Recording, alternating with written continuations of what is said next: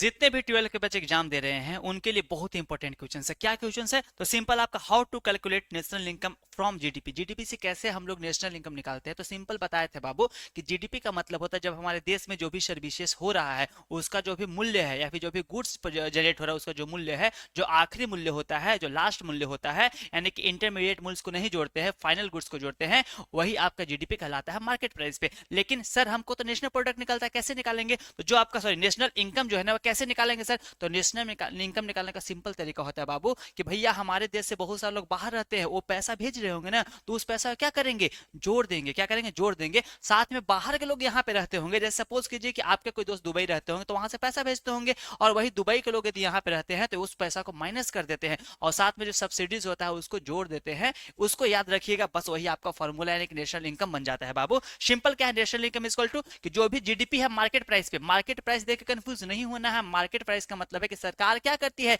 एक ईयर को base year मानती है, उसी ईयर से सारे जीडीपी को कैलकुलेट किया जाता है, उसी को हम लोग मार्केट प्राइस पे बोलते हैं बाबू।